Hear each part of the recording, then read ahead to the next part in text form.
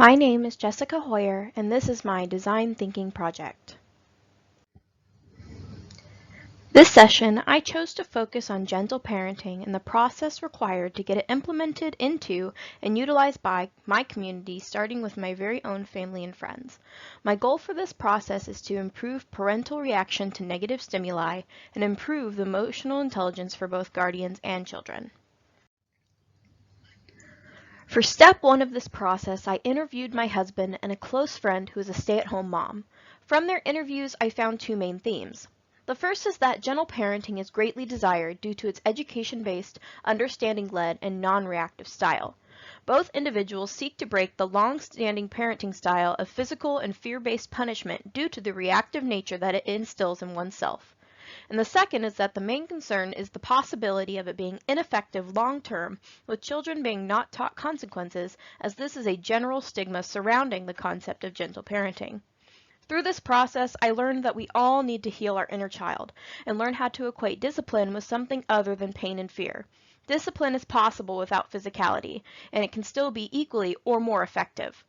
The easiest part of the empathize process was interviewing people who I already had a connection with. The challenging part was finding the common themes of what they said and pulling usable ideas from them. It isn't difficult to converse with those who you already do every day, but diving into their words and making connections is. To do this, I utilize both the how-why laddering and following the interview process to first create the questions that I needed to ask based off of what I needed and wanted to know for this project to be successful.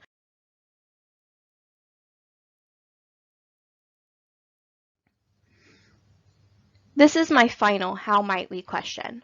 How might we model gentle parenting well enough in our own family to ensure that our community accepts and implements gentle parenting as well? To synthesize what I learned during the empathize stage, I utilized the mapping and clustering methods. These methods showed me how linearly polar the thoughts are around gentle parenting. I followed the path of parental empathy within the interviews and clustered the thoughts of it into several parallel ideas. I decided on my final how might we question by considering my final goal and additionally, after receiving constructive feedback, what the exact parameters of that goal looked like. In this stage of the process, I started out by rapidly filling out 5 ideas for how to involve my community in the implementation of gentle parenting. I focused on the larger aspect of the community rather than just my immediate circle. Afterwards, I bundled them to see the common themes of my thought process. I found 3 main themes: information, visualization, and realization. These 3 themes are what led me to my decision as to my type of prototype due to the information that I wanted to convey. I created a storyboard prototype to demonstrate visually the implementation and goal results of the project. My prototype was well received by stakeholders. They said that I had a clear message with good attention-grabbing visuals. The only suggestion was to make the storyboard more personal to increase viewer connection. In addition to the received suggestion, my own opinion for change would be to include a few more scenes, including the community seminars and feedback in addition to the workshop scene. For my storyboard, I wanted it to be inclusive, relatable, and follow the general schedule that would follow after implementation, beginning with the offering of monthly seminars, workshops, and education, the follow-through of those mediums of education, how that education translates into more aware parenting at home, community support through the process, seeking and receiving more education, support, and connection for others who become interested, and finally, a noticeable difference throughout the community, but especially in children. My pitch is as follows. Gentle parenting is an effective and less trauma-inducing parenting style that incorporates boundaries with learning and respect. While still utilizing consequences to instill values and positive behaviors, these consequences are behavior-related, age-appropriate, and are administered in a calm and collected manner. Discipline is centered around learning and not fear or pain. Too many children are suffering under the premise of discipline. Due to societal norms, parents were reactively raised and are now utilizing the same practices to raise their own children. Common discipline tactics of yelling, spanking, and restriction are effective in promoting obedience through fear and pain. These practices instill reactive tendencies in the next generation with lack of true emotional regulation.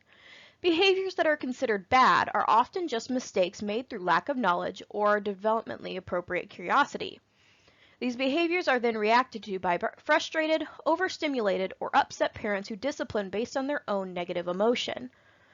Reactive parenting is common among all ages of parents and is utilized by a variety of other identifiable demographics such as geographical region, religious identification, ethnicity, race, and class. It stems from a lack of education and awareness of their own emotional regulation, as well as reflecting the parenting style which was used on themselves through their own childhood. The solution to this problem is based solely around education, awareness, and self-reflection. Education about other effective ways to parent, awareness of the impact of their actions on their children, socially and emotionally, and self-reflection on one's own emotional regulating abilities, insecurities, frustrations, and expectations. Success looks like families adopting gentle parenting ideals and attempting to implement them within their own familial unit. It can be measured through various avenues. In an immediate scope, educators will begin to see a difference in the actions of their students with more positivity and understanding. In the near future, families will begin having more positive interactions with one another and will thus form closer and stronger bonds. As for long term, the amount of people seeking therapy to overcome childhood trauma will decrease greatly through the extinction of harsh discipline and the utilization of comforting and understanding parenting who corrects unwanted behavior through education rather than fear. To implement this practice, the community needs to push for the education of gentle parenting. Support through classes, groups, and resources should be provided to begin the process. This starts with educators and social circles.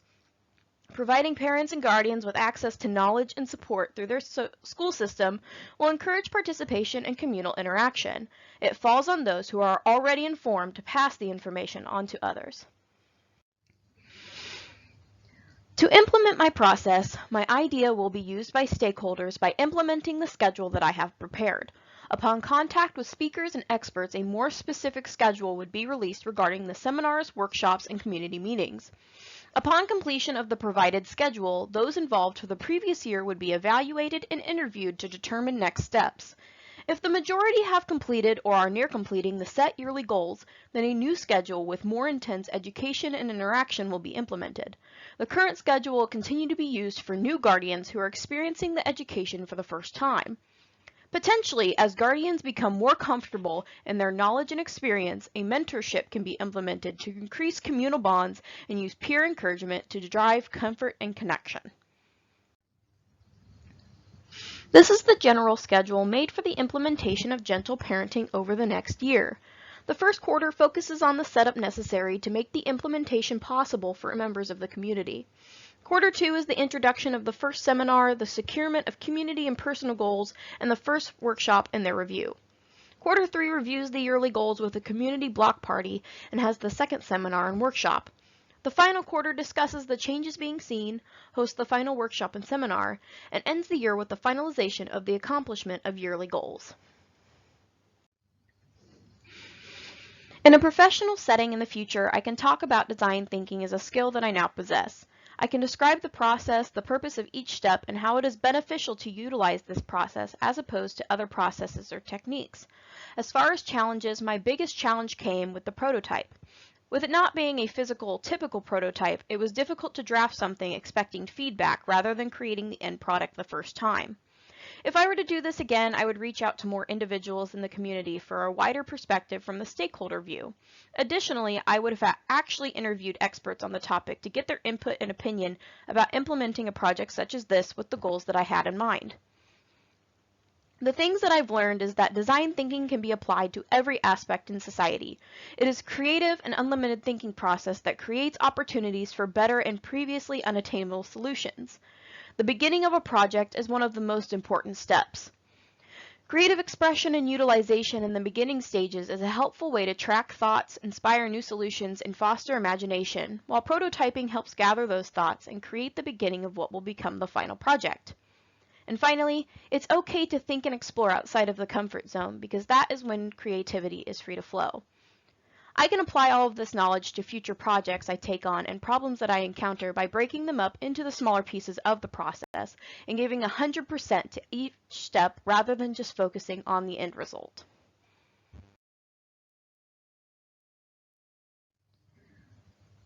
The following slides will consist of my Blue Chip Leadership Online summative reflection. In EDL 396A, the Leadership Challenge, we learned about the 5 practices.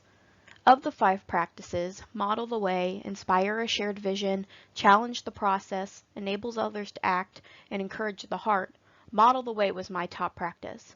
This was of no surprise to me because I value being true to who you are, doing what you say you will do, and essentially just leading by example. This has always been a value of mine, and that being my top practice solidified that value for me. EDL 396A Social Change was very enjoyable to me.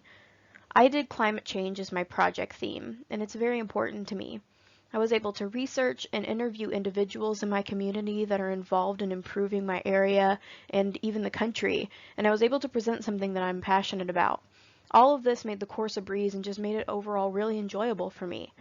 Of the 7 critical values that we learned about, I focused most on controversy with civility and collaboration for my project because climate change is a highly debated topic and it requires collaboration to invoke change in the direction that we desire.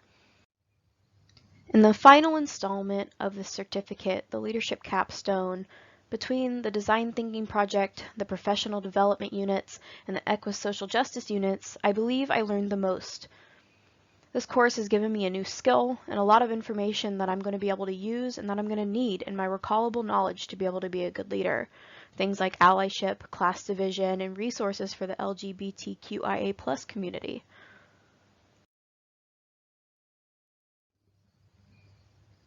Throughout this entire certificate, the things that I have collectively learned are I'm a compassionate leader and I value knowledge and connection and strategizing and planning.